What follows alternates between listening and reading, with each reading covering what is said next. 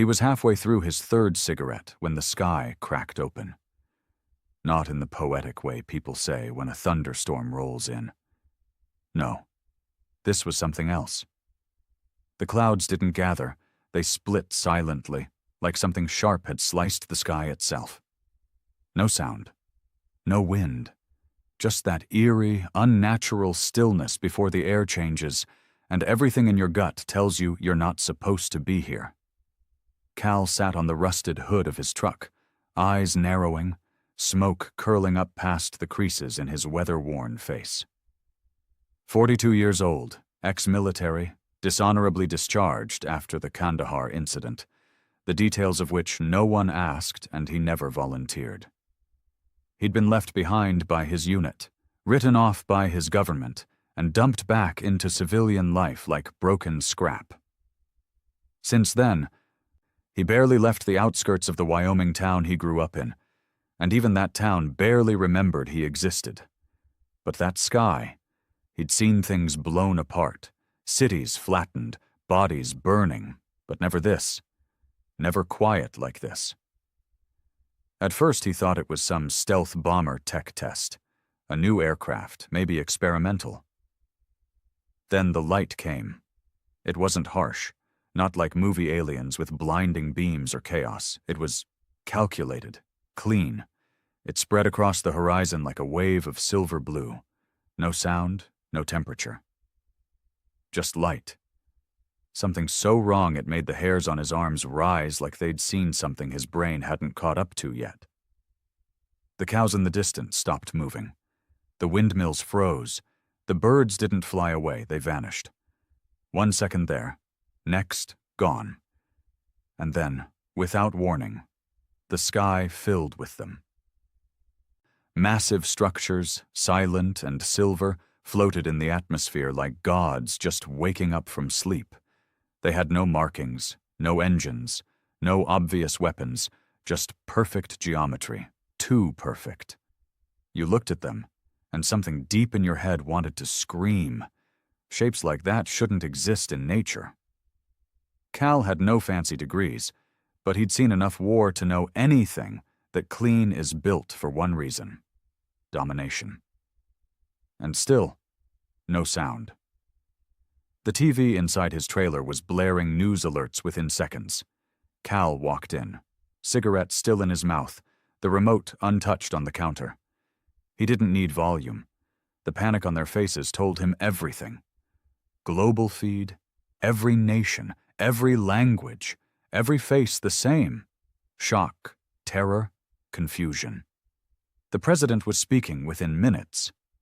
Words like diplomatic contact, unprovoked arrival, international unity. But it was all noise. Everyone with a shred of instinct knew. These things weren't here to talk. Cal's phone buzzed. He hadn't touched it in 2 days. The screen lit up with a name he didn't want to see. His brother. The one who still served. Still wore the uniform. Still believed in the machine. Cal let it ring out. He stepped back outside, lit a 4th cigarette. They hadn't done anything yet. The ships, they just hovered, over cities, over oceans, over the polar caps, like surveyors, watching, studying. But the feeling, the pressure in his chest, like he was being looked at by something older than time, stronger than logic, that didn't go away. By nightfall, people started killing each other. Not the aliens, humans. Looters flooded the cities. Gas stations caught fire, phones overloaded with fake news, doomsday theories, end-of-world predictions. Religion exploded, governments snapped. One missile fired from North Korea was vaporized mid-air. No retaliation, no sound. Just gone. By morning, 12 nations had declared martial law. Still not a single alien had spoken. Not a message, not a signal. Just those ships, floating, watching. Cal barely slept. He sat on his porch, rifle across his lap, every joint in his body twitching like it had when the IED went off in 2008. He hadn't touched that gun in years, but his instincts didn't care, because somehow, even without a sound, He knew what was coming. They'd found us, and they weren't impressed, and for the first time in his life, after war, betrayal, and being forgotten by his own kind, Cal was afraid. Cal didn't sleep that night. It wasn't insomnia. Insomnia was when you couldn't sleep despite wanting to. This was different. He didn't even try. There was no point. His brain was running in loops, and his hands wouldn't stop twitching. He kept checking the rifle even though he hadn't fired a live round in over 5 years. The action still clicked like muscle memory. Rack, chamber, safety off, breathe, the way they taught him back when he believed the uniform meant something. The morning brought no relief. No sunshine, no answers. The alien ships still hovered. One sat right over Cheyenne, a half-hour drive from his trailer. It didn't move. It didn't pulse. Just hung there, low enough that the power lines underneath it buzzed like static, but high enough that it felt untouchable. A god dangling its foot in the pond. And the worst part? It was so damn quiet. Even after all that, after entire nations locked down, after humans started slaughtering each other in panic, the ships didn't do a thing. No retaliation, no broadcast, no visible reaction. They were watching. That was all. And somehow, that was scarier than an attack. Cal flipped through the news channels that morning like a man trying to find a face he trusted. He found none. Every station said the same thing. No communication, no attacks, no clear sign of purpose. The world's top linguists, physicists, theologians, politicians, and paranoid freaks were all screaming over each other on split-screen panels, throwing out theories like confetti, mass experiment, galactic trial, judgment day, simulation reset. One commentator, an old NASA scientist with a dead look in her eyes, said the part that stuck. If they wanted us dead, we'd be dead. She didn't smile when she said it. Cal stood, stretched his back with a groan, and walked out onto the dirt path leading away from the trailer. His boots sank into the dust like they belonged there. Maybe they did. Maybe this was all the world was supposed to ever be. Dirt, isolation, silence, and now something ancient hovering in the sky, pulling the strings. He heard an engine in the distance. A pickup. Coming too fast. He turned toward the road just as a battered red Dodge tore around the bend, kicking up dust and pebbles. The driver saw him and slammed the brakes, tires skidding in the gravel. It was Trevor, Cal's brother. Military man. Still wearing the uniform. Still drinking the government's Kool-Aid. Cal didn't move. Just narrowed his eyes. Trevor stepped out, dust swirling around his boots. His jaw was locked tight. He looked older than he should. Same face, same jawline, same eyes, just more tired, more hollow. Been trying to reach you for 2 days, Trevor said. No greeting, no smile. Didn't ask you to, Cal replied. Trevor sighed, stepped closer, hands at his sides but twitching like he wanted to reach for something. Not a weapon. Just something to hold.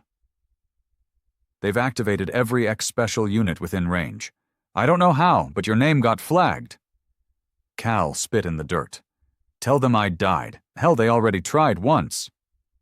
This isn't about you, Trevor snapped. This isn't politics. This isn't some Black Ops guilt trip. This is something else. Something big.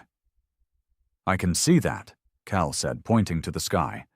They stood in silence for a moment. Then Trevor added, more quietly. They're not here to destroy us. Not yet. They're here to study us, and that scares the brass more than anything. Why? Trevor looked away. Because they already know who we are.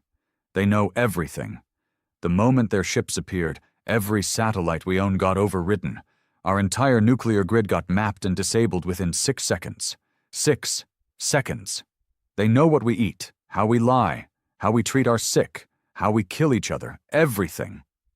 Cal didn't flinch. So why haven't they left? Trevor didn't answer. Instead, he pulled something from his coat. A flash drive. "What's that?" Cal asked. "It's data." Trevor held it like it weighed 1,000 pounds. "Intercepted transmission from one of the ships, decoded partially by AI. You were mentioned in it." Cal blinked. "The hell are you talking about?" Trevor took a step closer. "Not just you. Others too. Ex-soldiers, survivors, people who've seen things, people the system tried to erase. They're not looking at presidents or billionaires or tech geniuses. They're looking at ghosts." That hit Cal harder than he expected. "Why me?" "I don't know," Trevor said, his voice cracking slightly. "But they called you a residual, whatever that means." Cal took the drive. It felt cold, too cold for something out of his brother's coat pocket. "I'm not going back," Cal said quietly. "I'm not wearing a uniform again. I'm not dying for a flag that let me rot in a ditch." Trevor didn't argue. He just nodded. "Then don't die for the flag. Die for whatever comes next." He turned and walked back to his truck without another word. Cal stared at the drive. That night, he plugged it into the old laptop he hadn't booted in years.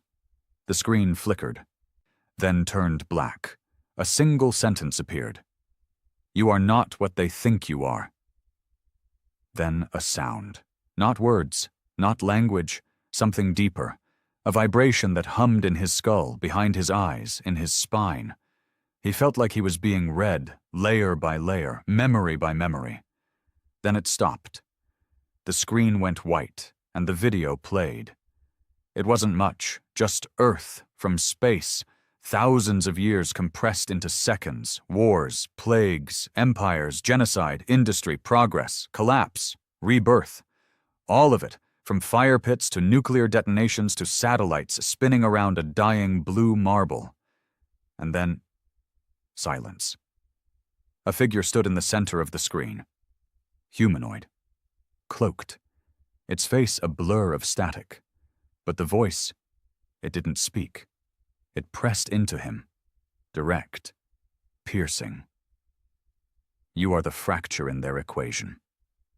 You are the virus in the machine. You were meant to die, yet persist. You were abandoned, yet you endured. That is what we fear. That is what we seek. Not your leaders, not your cities. You." The video ended. Cal sat frozen for a long time. The drive burned out. Smoke curled from the USB port like something alive had just left it. He poured a drink. Sat in silence. Tried to breathe. They weren't impressed with humanity, but they were curious about one thing. The ones left behind. The broken. The forgotten. The ones who never quit, even after the world discarded them. The next morning, the ship over Cheyenne moved. Not fast, not hostile, just shifted. People panicked. Sirens blared. Missiles were armed. But it didn't fire. It landed, right outside the city, and waited. 3 hours later, a government convoy came up Cal's dirt road. Not soldiers, not tanks. A black car. A suit stepped out. No name, no badge, just a message. "They asked for you." Cal didn't answer right away. He looked out at the ship on the horizon. It looked smaller now, up close.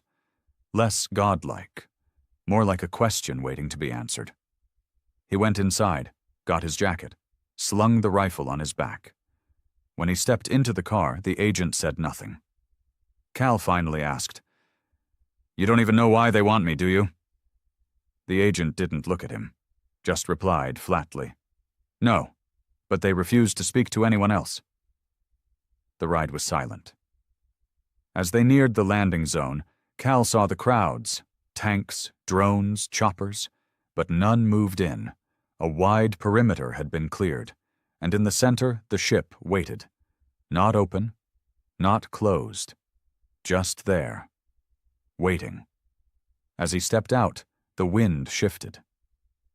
The ship began to hum. Not loud, not threatening, just low, a kind of resonance that vibrated deep in his chest. It didn't scare him. It felt familiar, like something inside him had always been connected to this moment. The ship opened, not a door, not a hatch. It unfolded. A stairway of light appeared, wide, welcoming. Cal didn't ask questions. He walked up. And as he did, the world held its breath. Not just Earth, but the galaxy.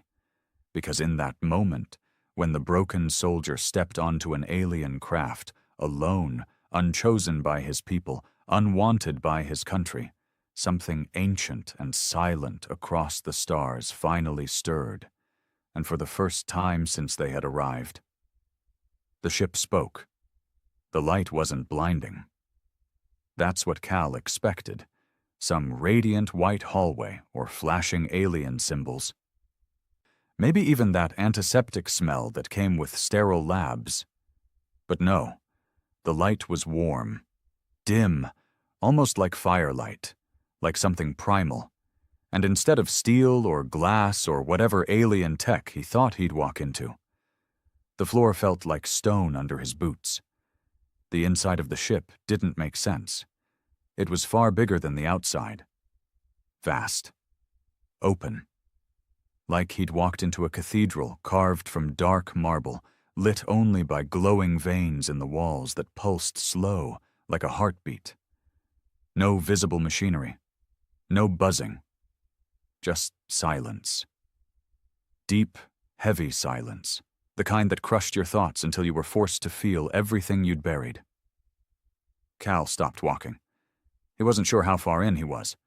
There was no direction here. No walls, just space. Then something moved. Not in front of him. Inside him. A presence. It wasn't speaking in words.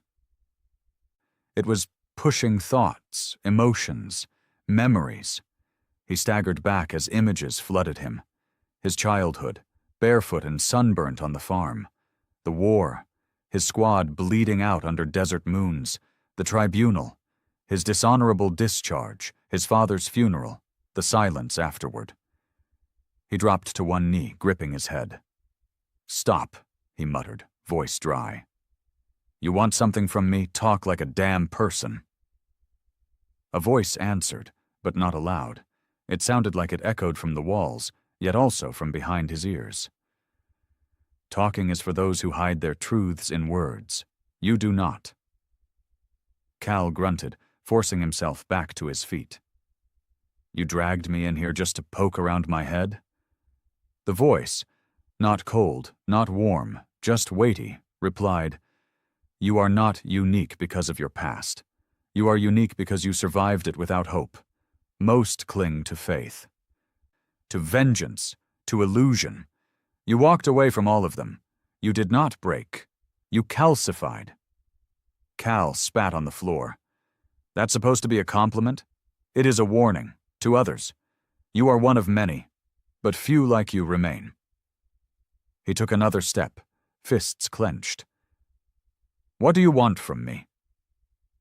Suddenly, the space shifted. It didn't move in a way he could see, but something around him restructured, like the room had been holding its breath and finally exhaled. Before him stood a figure. Tall, humanoid, vaguely. Its shape was fluid, like shadows that refused to settle. No face, no limbs, just the outline of something ancient wrapped in motionless smoke. It radiated not light, but pressure, like it carried the weight of millennia. It didn't step forward. It didn't have to. "You misunderstand. We do not want anything from you. We came to understand why your species still exists at all." Cal frowned. "You saying we're not supposed to?" "Statistically, no. Spiritually, even less." Cal folded his arms. "That's a hell of a first impression. You drop out of the sky, scare the world half to death, and then insult the species." The entity didn't respond immediately. Then, "Do you know how many species we've encountered, across 10,000 systems?" He didn't answer. 2,711. Of those, 5 achieved what you call interstellar reach. None did so while still murdering their own. None built cities on bones and called it progress. None extinguished species for sport, then wrote songs about their grief afterward. Cal bristled. So what? You're here to judge? No. We are here to listen to the silence you leave behind. And Earth was the loudest. He didn't know what that meant. The entity continued. When your signals reached our edge, primitive, confused, beautiful, we did not understand. A species capable of such cruelty, yet also sacrifice. Betrayal, yet loyalty. You create meaning out of your suffering and then destroy it the next day. You are contradiction in its most volatile form. Cal let the silence hang for a second, then muttered, Yeah, sounds about right. And yet, you remain. That part struck him. There was no condescension in it, no malice, just confusion, like a scientist staring at a specimen that refuses to behave. He took a cautious breath. You wanted me because I'm a mess, because I'm broken. Because you are still functioning despite being broken. Most creatures fail when they are damaged. You mutate. He couldn't argue with that. The war should have killed him. The tribunal should have ended him. Being tossed aside by the people he bled for should have buried him in alcohol or a ditch. But he hadn't. He hadn't grown stronger, just harder. He wasn't better, just still here. And apparently, that was what interested them. Cal stepped closer. So what now? You studied me. Congratulations. You've seen rock bottom. The figure finally moved, or shifted, more like a ripple in reality. And then something appeared between them. A chair. It was metal, rusted, human. The kind you'd find in a busted cafeteria or prison yard. Cal stared at it. What is that? Memory, the voice said.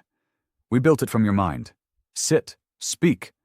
Tell us what Earth is when it is not pretending to be great. He didn't want to. Every part of him screamed to walk away, but some darker part, the one that still flinched at thunder, still scanned rooftops in crowded areas, still memorized exit routes in restaurants, that part whispered, What else do you have left to lose? So he sat. And he spoke. Not like a soldier, not like a patriot, but like a man who lived in the ruins long after the parades ended. He talked about the sandstorms, the cold MREs, the sound of a dying man trying to breathe through a crushed lung. He spoke about the way civilians screamed in languages he didn't understand, about the blank stares of children holding pieces of their mothers, about the rage that came later, when he realized he hadn't fought for anything except oil and ego. He told them about coming home, about the silence in his father's house. The way people looked at him like a ghost wearing dog tags, the slow, sharp disintegration of his mind, the pills, the VA clinics, the pity. He spoke until his throat went dry, until the words came out hoarse and cracked and bitter, and they didn't interrupt once. The entity simply watched. If it could feel, it didn't show it. When he finished, he leaned forward, elbows on knees, sweat down his spine. That's Earth, he said. That's the part we don't put in the history books. For a long time, nothing moved. Then finally, and yet, you are not extinct. No, Cal muttered. We're too damn stubborn for that. A pulse moved through the ship, like a deep breath. You were not chosen to be a representative. You are not here to justify. You are here because we do not understand how something so flawed can still radiate such fire. Cal looked up. Fire. You fight when you should surrender. You love when you should hate. You endure pain, betrayal, abandonment, and yet create beauty in the aftermath. That is not efficiency. That is not evolution. That is something else. He didn't know what to say to that. They weren't here to dominate. They were here because humans made noise in a galaxy that had gone quiet. Because apparently, most intelligent life burned itself out before reaching the stars. Because efficiency, logic, unity, those were sterile, lifeless, predictable. But Earth? Earth was a wildfire, unstable, dangerous, but alive. The figure stepped back. You are not to be destroyed. You are to be observed, to be feared, to be remembered. Cal narrowed his eyes. Why feared? The voice rippled.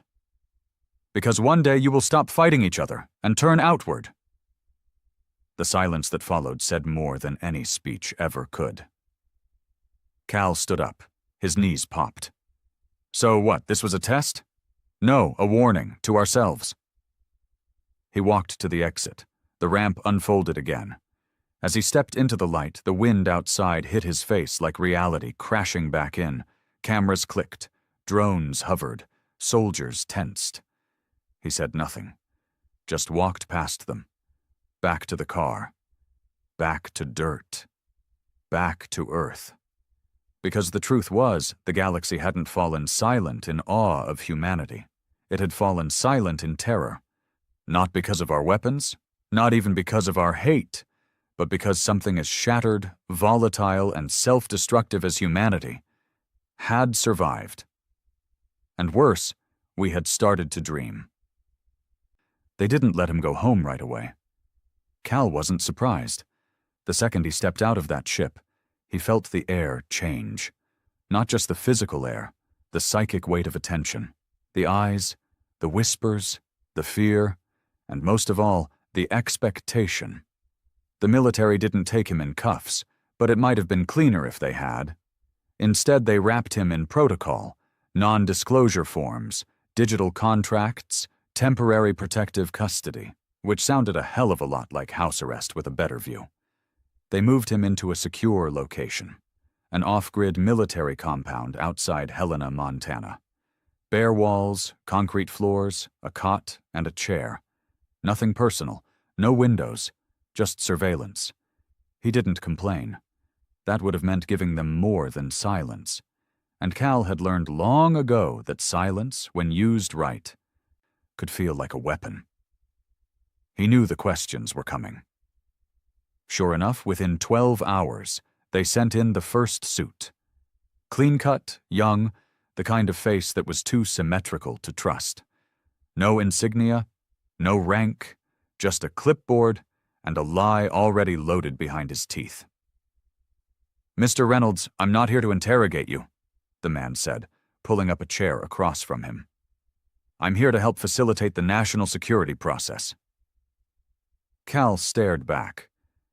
"You're here to get the aliens' homework off me and make sure I don't say something stupid on live television." The man paused, smiled just a little. "We're all on the same side." Cal didn't smile back. "No, we're not." The first round of questions were boring. What did the interior of the ship look like? How did they communicate? Did they display any hostile behavior? What language was used? Did they request anything? He gave them nothing they didn't already know. He left out the part about the memory chair, the visions, the warnings. He didn't mention what the entity had said about humanity's fire, about fear, because deep down, he knew something they didn't. The aliens hadn't picked Earth to befriend it. They'd picked Cal because he represented the part of Earth that refused to die quietly. And that part scared the galaxy more than any nuclear weapon ever could. 2 days in, they moved him to a slightly larger room. This one had a view of the tree line. Still no phone, still no internet. But they brought real food, a soft bed, little things, like he was being courted or studied. He didn't care. But what bothered him, what kept him awake at night, was the change in the sky. The ship hadn't left. In fact, more were arriving. 16 ships, total, positioned over major cities, not moving, not speaking, just watching. The public, predictably, was coming apart at the seams. He saw it on the muted TV they left on in his room. Panic, riots, governments collapsing, conspiracy theories breeding like roaches. Some people worshipped the ships like gods. Others wanted them shot down. And in the middle of it all, one man, him, was being held like a walking question mark. He had no answers. But he did have a choice. He could stay silent, or he could tell them the truth. So when the young agent came back on the third day, clipboard in hand, Cal leaned forward and asked the question that had been rotting in his chest. "What are they saying about me?" The agent hesitated. "You're being discussed, monitored. There's been speculation." "Speculation," Cal repeated. "You mean people think I'm some kind of prophet?" "No. A liaison. A possible representative." Cal chuckled. It was dry and short. "I never voted. I don't speak for this planet." The agent didn't laugh. "But they think I do, don't they?" After a pause, the agent nodded. "And that scares the hell out of you?" No answer. "Let me out," Cal said, standing. "I want to speak. To the people. Live." The agent blinked. "That's not advisable." Cal stepped closer, slow and steady. "You think locking me in here helps? You think they're not watching how you treat me? You think those ships haven't already made up their mind about this species?" He paused. "They picked me because I'm not a leader. I'm a reminder." The agent looked uncomfortable. He left without responding. An hour later, Cal was handed a suit and told to prepare. By the next morning, he stood in front of a camera. Not in a White House press room, not in a military bunker, but outside, beneath a cold sky, with one of the alien ships hovering miles above the city skyline like an eye of God, broadcast live to every corner of the globe. He took no prepared speech, no teleprompter, no politician behind him. Just wind. And the truth. He looked into the camera. "My name is Cal Reynolds. I'm not a diplomat. I'm not a scientist. I'm not even a good man. But the aliens asked for me, and I stood on their ship." He paused. "They didn't threaten us. They didn't praise us. They didn't offer help. What they did was look at us. All of us. Our history. Our decisions. Our failures." He turned slightly, looked up at the ship in the sky. And you know what they saw? A beat. Contradiction. A planet that destroys itself and calls it progress, that hurts its own children and blames the stars, that builds weapons instead of cures, but also a planet that dreams even when it's broken, that fights when it should quit, that survives when survival makes no sense. He looked back at the camera. They weren't impressed, not by our tech, not by our politics. They were impressed that we're still here, that we haven't quit. His jaw clenched. "And now the world wants to make me a symbol, a bridge. But I'm not. I'm just a reminder of what this world has been, what it still is, and what it might become." He paused again. "If you're looking for saviors, you miss the point. If you're looking for villains, look in the mirror. But if you're looking for a reason we're still alive, you are it." He stepped back. No applause, no anthem. Just wind and silence.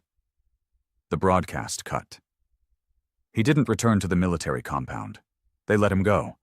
Back to Wyoming. Back to the dust and the sky, but things didn't return to normal, because Cal Reynolds became a name. Some said he was chosen by the stars. Others called him a traitor, a puppet, a government plant. Conspiracies erupted. Religious cults named him a prophet. Politicians tried to claim him. His face ended up on banners, shirts, even tattoos. He hated all of it. He stayed quiet until the fifth ship moved. This one, above Johannesburg, descended into the atmosphere and hovered low. Then it opened, and another human stepped out. A girl, maybe 19. Her name was Mia Gellin. She hadn't been reported missing. She wasn't a scientist. She wasn't anyone at all. Except now. She was the second human they had taken. And she said one thing. they want to listen to us. The broken ones. The ones who remember what the world tries to forget. Cal watched the news from his porch, bottle in hand. He didn't flinch, because deep down, he knew. This wasn't over. It hadn't even begun. The galaxy was watching. And it wasn't just Earth on trial, it was human nature itself. The letter wasn't delivered by mail. It wasn't emailed, encrypted, or hand-delivered by a government agent.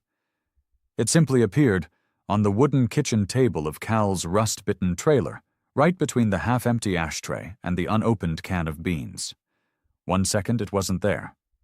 The next, it was. Thick parchment, no fold, no seal, no ink.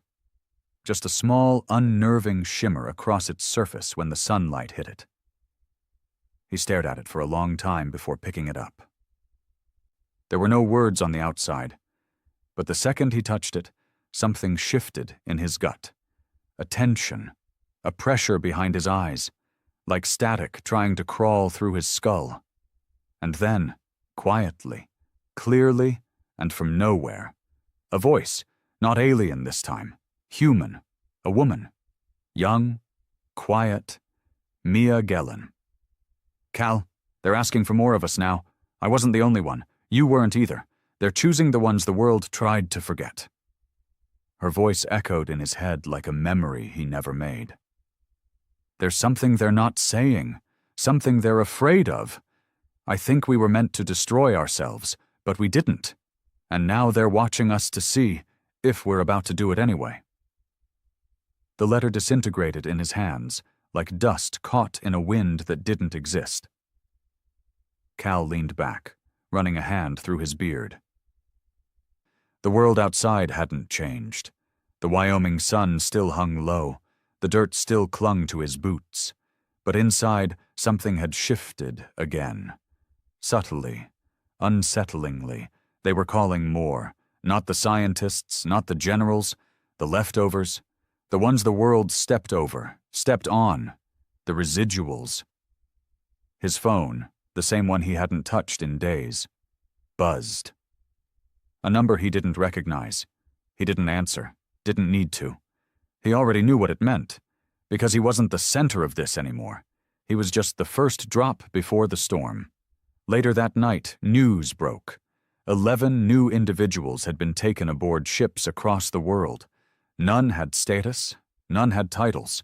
All had trauma, ex-prisoners, discharged soldiers, former addicts, street kids, people listed in databases as lost causes, and all had come back, changed, not glowing, not superhuman, just quieter, eyes too still, words too careful, like they'd seen something they couldn't explain and were too smart to try.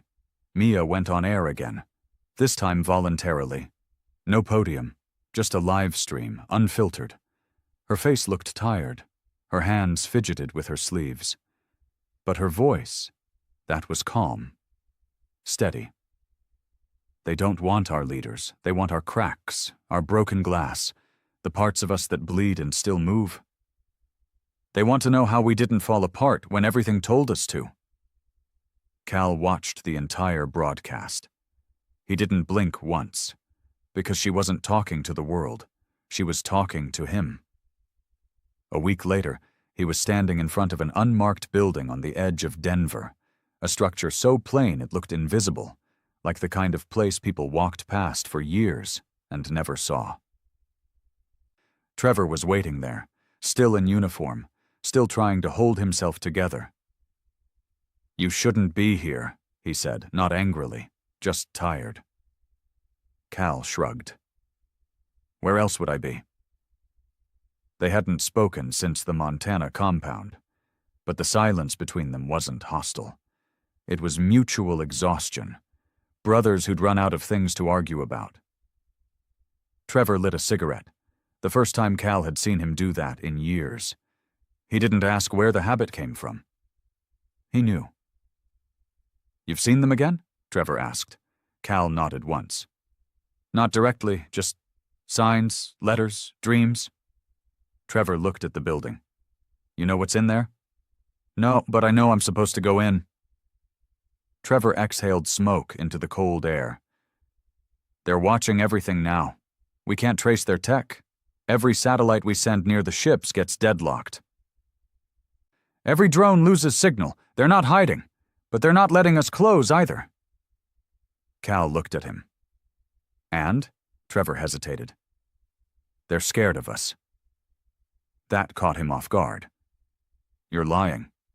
No, not the government. Them, the aliens. Cal frowned. Why would they be afraid? We can't touch them. Trevor's voice lowered. Because they've seen what we do to things we can touch. We don't negotiate, we dissect, we conquer, we convert. He paused. And worse, we adapt. That word settled hard in Cal's chest. He didn't reply. Instead, he turned and entered the building.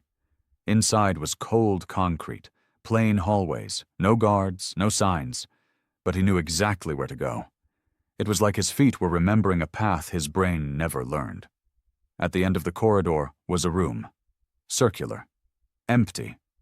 Except for 12 chairs. 11 were already filled. Mia was among them.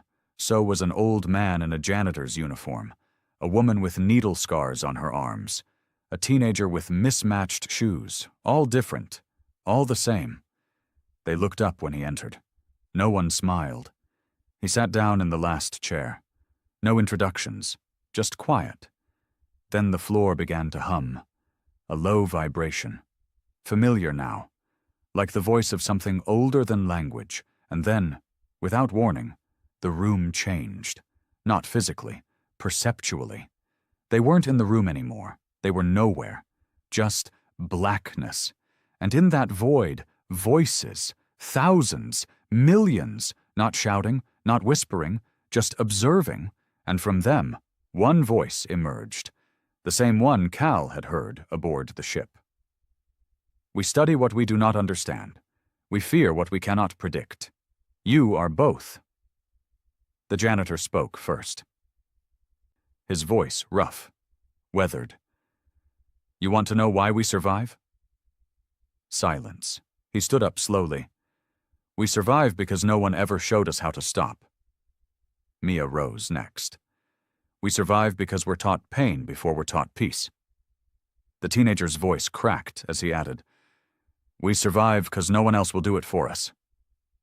Cal didn't stand. He just said the truth. We survive because we're too angry to die. The voices paused. Then, finally, we do not fear your weapons. We fear your will. Another beat. We fear that what cannot be destroyed may become unstoppable. And then the light returned. They were back in the room. The chairs, the walls, the silence. No messages, no commands. Just that single chilling thought. That the galaxy, for all its power, for all its ancient reach, had finally found something it couldn't comprehend. Human defiance, not in victory, not in unity, but in the people who kept going when everything broke, the cracks that didn't heal, but hardened. And Cal knew right then, this wasn't diplomacy, this wasn't communication, this was preparation. For what, he still didn't know. But he was sure of one thing. They weren't choosing leaders. They were choosing survivors. The world had always been a fragile thing. Everyone pretended it wasn't. Politicians with their podiums, CEOs with their money, generals with their weapons. They all told the same lie, that the systems holding everything up were unshakable. But when the sky opened, that lie shattered. Cal watched it unravel from the sidelines. No longer a soldier, not quite a civilian. Just something in between, a ghost the world now looked at like it might whisper answers if they stared long enough. But he had no answers. Only a warning. They weren't here to save Earth. They were testing it. That much was clear now. Since the gathering, what media was calling the event where 12 residuals met in the void, governments had started panicking in silence. Officially, everything was calm.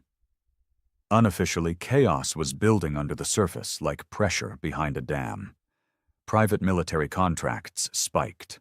Old weapons programs, ones long buried under red tape and treaties, were being revived behind closed doors. Missile silos were no longer silent. And worst of all, the survivor list was leaking. It started with rumors, people posting names on forums, conspiracy threads accusing random nobodies of being alien chosen. Then photos started circulating. Mia, snapped outside a gas station, the old janitor cornered by journalists. Cal's own name was broadcast on international networks again, but this time with a different tone. Not awe, suspicion. Fear. One headline called him the false messenger. Another called the survivors biological weapons in waiting. And somewhere in South America, one of the 12 was found dead, burned alive inside his home. Officially, an accident. Unofficially, an assassination. Cal threw a rock at his television when the story broke. It didn't stop the static from roaring louder in his head. They met again. This time, in secret. The same room. Same chairs. No government shadowing them. Just 12 people. Trying to hold on to something that felt like truth. Mia was quieter now. Her hands shook when she poured coffee. No one commented. Everyone felt it too. The weight creeping up behind them like a wolf's breath on the back of the neck. "This is going to get worse," she said finally. The janitor, whose name turned out to be Thomas, nodded. "They're scared of us, not the aliens. Us." "They think we're carriers," the young teen, Nico, added. "Like we've been infected, altered." Cal leaned back in his chair, arms crossed. "Maybe we have been." Everyone looked at him. He didn't blink. "You all feel it, don't you?" he said. "Since they touched our heads, since we stood in that room that wasn't a room, something's been off, not wrong, just different." Mia whispered. "I don't sleep anymore." "I see things," Thomas added, "but not dreams. More like memories that aren't mine." Nico said nothing, just nodded. Cal stood. Whatever they did, whatever they're doing, it's not just observation anymore. It's seeped into us. They're studying us from the inside out. The room was quiet. No one denied it. That night, Cal drove back to Wyoming under skies full of stars that suddenly didn't feel like home. When he got to the trailer, the front door was wide open. He drew the pistol he hadn't used in years. Creaking floorboards. The smell of sweat. 3 men inside. They weren't thieves. Thieves don't wear black gloves and earpieces. They were government, or something worse. One turned, caught the sight of Cal in the doorway. "Easy now, Reynolds." Cal didn't lower the gun. "You break into my home, you better have a damn good reason." "We need a sample." He blinked. "What?" "Blood. DNA. You're going to give it to us." Cal didn't speak. He just fired.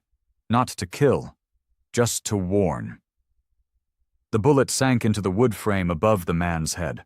All 3 dove down, weapons drawn, but none fired back, because they weren't there to fight. They were there to extract. Cal stepped forward, gun still raised. "You try that again, I'll give you more than blood." One of them, older, higher rank, held up his hand. "This isn't personal, Reynolds. It's protocol. You've been flagged as a Class 0 anomaly. The higher-ups want to know if you've been biologically compromised." Cal laughed.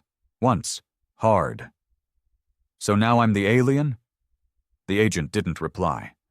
Cal lowered the weapon but didn't holster it. "You got 10 seconds to leave, or I stop warning shots." They left. Quickly. But he knew they'd be back. And next time, it wouldn't be with words. The next gathering was different. Not in the room, in the ships. They were each taken separately. Cal found himself back in the cathedral-like space again. the quiet, the pulsing walls. But this time it was colder, darker. The entity returned, but it wasn't curious anymore.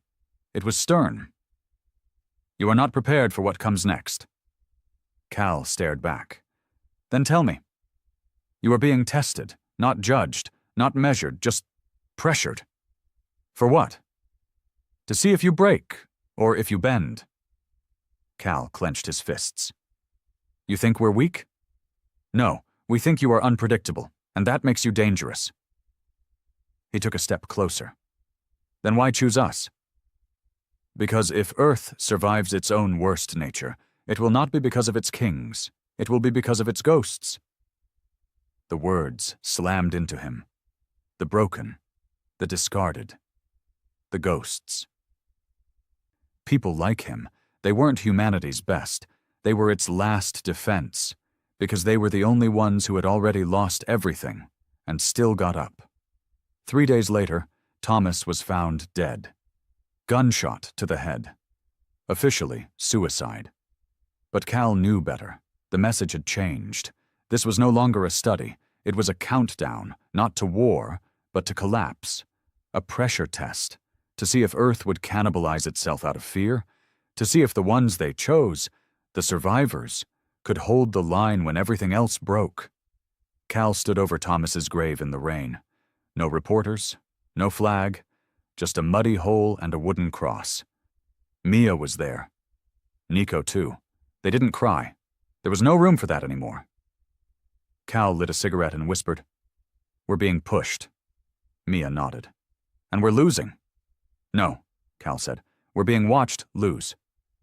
They're waiting to see what we do after." Hope wasn't supposed to come from men like him. It came from podiums and polished suits, from speeches about unity and better tomorrows. Not from someone who'd watched his own friends bleed out in the dirt, someone who couldn't sleep through the night without seeing faces he never got to bury. But the world was out of polished suits. The podiums were empty now. And Cal? Cal was still here. The day after Thomas was buried, something shifted. Mia called him. Not through a phone, not even through her voice. It was that pressure again, that familiar aching buzz behind his eardrums that he'd come to recognize as alien. "It's starting. Get to the others." No explanation. No time. Cal grabbed his coat, his rifle, and the keys to a truck that hadn't been reliable since 2009. He didn't bother locking the door behind him. What was the point? Nico was the first he reached. The kid was holed up in an abandoned elementary school outside Santa Fe. Walls covered in graffiti, desks flipped, the smell of smoke lingering in the air. Someone had tried to torch the place weeks ago. Nico had been living in one of the old classrooms. Sleeping bag on the floor, stacks of canned food, a solar-powered radio he'd rigged together with wires and foil. The kid looked thinner, sharper, like the last pieces of boyhood had burned off in the heat of fear. "You felt it too?" Nico asked, not bothering to say hello. "Yeah," Cal said. "It's getting louder. They're watching all of us. Not just the 12, the others too." Cal frowned. "Others?" "There's more now," Nico said. "Dozens, maybe more. People who've been contacted, changed. They're hiding. The governments are labeling them as anomalies. A few have vanished. 2 were killed in Russia." Cal closed his eyes. "They're trying to bury the cracks." "Can't bury what's already broken," Nico muttered. Cal stayed with him that night. They said little. Sleep was shallow and laced with tension. By morning, they were already moving again. Mia met them at an abandoned church in Kansas. There were 6 others already there. None of them looked like saviors. An ex-con who used to build bombs for a cartel. A woman who'd been homeless since she was 13. A blind poet who didn't speak unless he was quoting someone else. Every one of them had been called. Every one of them had felt something change. Mia stood at the altar when Cal entered. She didn't smile, just gave a nod. Her voice was lower now, more certain. "It's not a study anymore," she said. "It's a crucible." "They're trying to break us," Cal said, stepping forward. She shook her head. "No, they're trying to see if we break ourselves." The blind man spoke, quoting something old. "The fire tests the metal, but it also reveals what should not have been forged." Everyone went quiet. It was Nico who broke the silence. "So what are we supposed to do? Fight back? Preach peace?" Mia looked to Cal, and for the first time since this began, everyone else did too. Cal hated it. He hated the wait. He wasn't a leader. He wasn't anyone. But here they were, waiting for something. Anything. And so he spoke. "I've seen war," Cal said. "I've seen what men become when they think no one's watching, and this is worse." He looked at each of them. "They're not here to destroy us. They're here to see what we'll do with our own fear. They put pressure on the wound and waited to see if we'd bleed out or turn on each other." He stepped down from the platform. "And guess what? We're doing both." The ex-con scoffed. "So what? We just let the world eat itself?" "No," Cal said. "We show them we're still human." Mia raised an eyebrow. "And what does that mean now?" Cal looked towards the door, at the crumbling walls, the stained glass window shattered by time and fire. "It means we take the weight, the fear, the anger, and we keep standing anyway." Word spread fast. Not through media, not through screens, through whispers, a fire under the skin.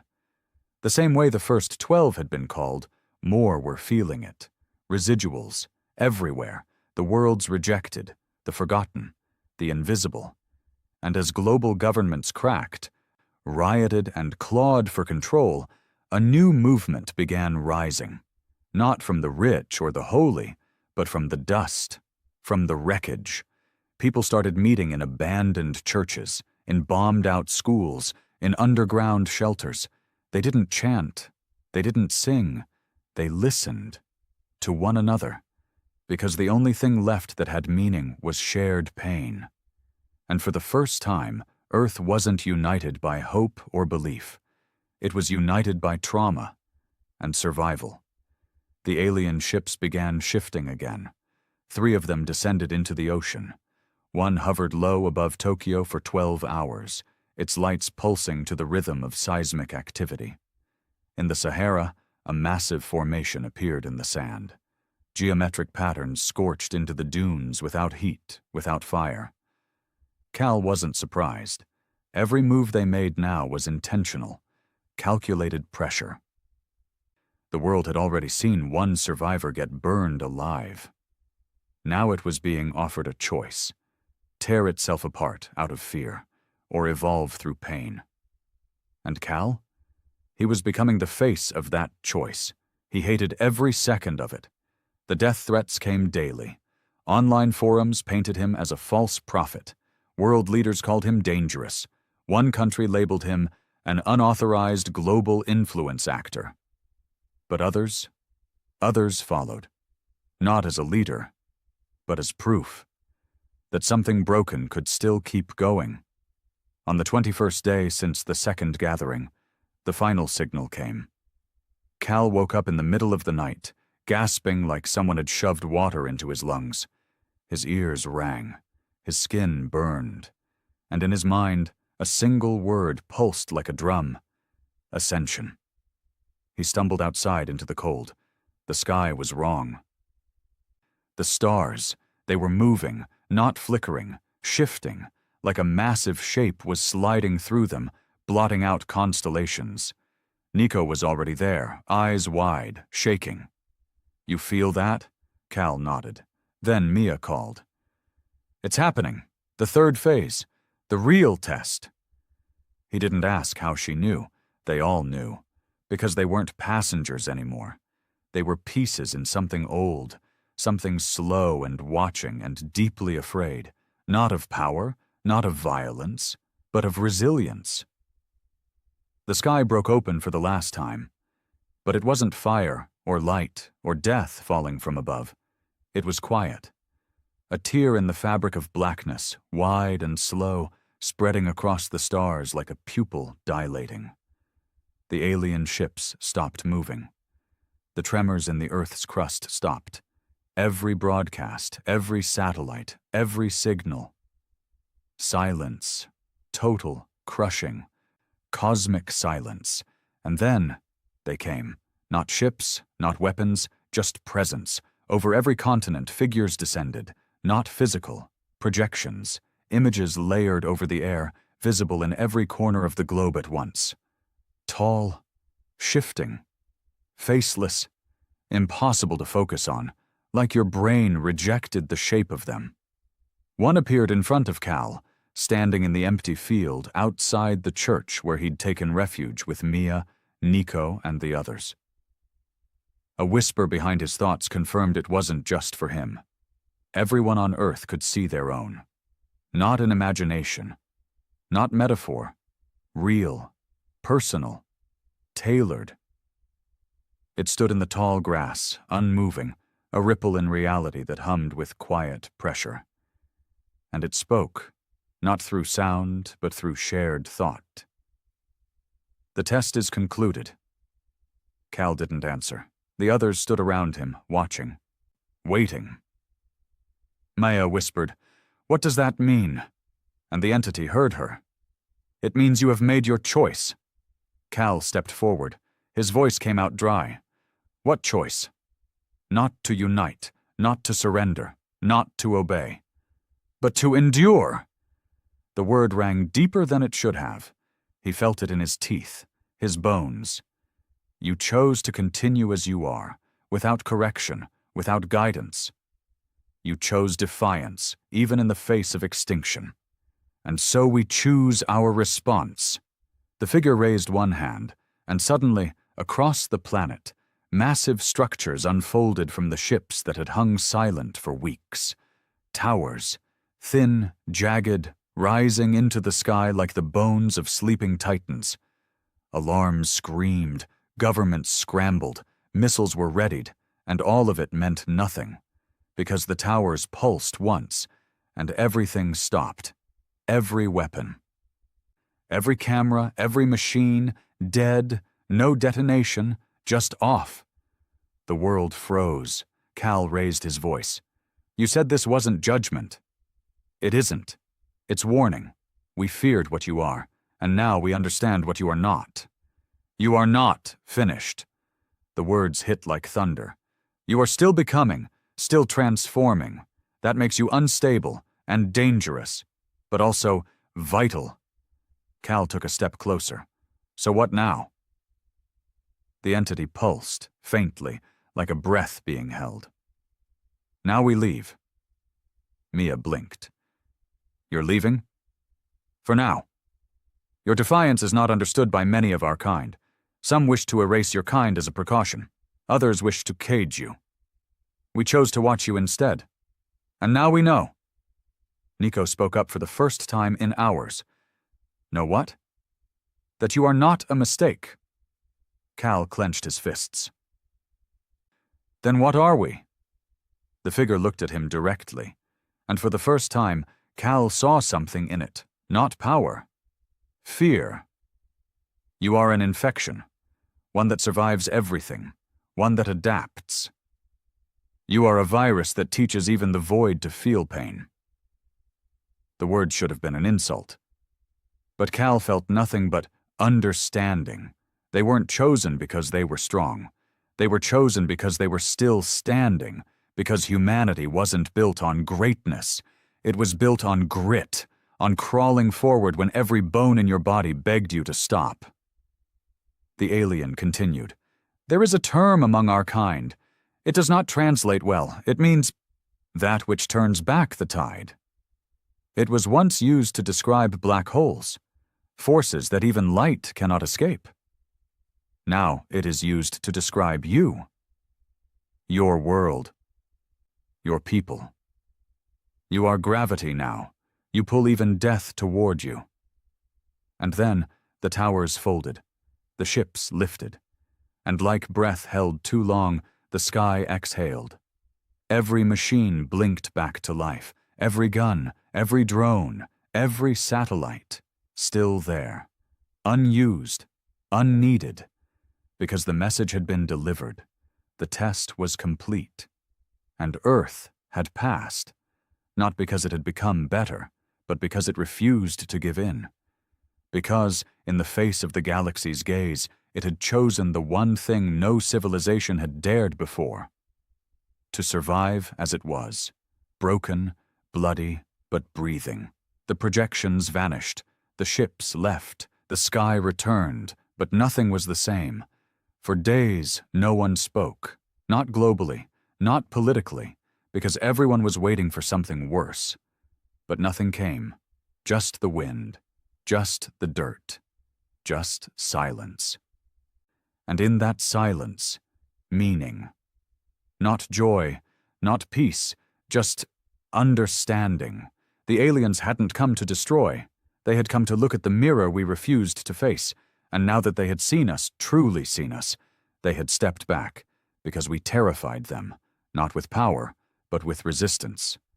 Months passed. Cal didn't give interviews. He didn't write a book. He didn't lead a revolution or accept medals or answer the thousands of emails begging for truth. He went back to the trailer, to the silence, to the smoke and the sky. Because in the end, that was who he was. Not a leader, not a prophet, just proof that something could be ruined and still remain. Mia called sometimes. Nico visited once. The others drifted back into their own corners of the world. But all of them knew. Something had changed. In the stars, in themselves. There were no powers given, no transformations, no final answers, just scars. And the memory of the day the galaxy realized what Earth was made of. Not light, not hope, but will. And Cal? He sat on the hood of his truck each night, cigarette in hand, eyes on the stars. Not waiting, just watching. Because he knew something now that most people didn't. The universe wasn't just vast. It was afraid. And for the first time in recorded history, it was afraid of us.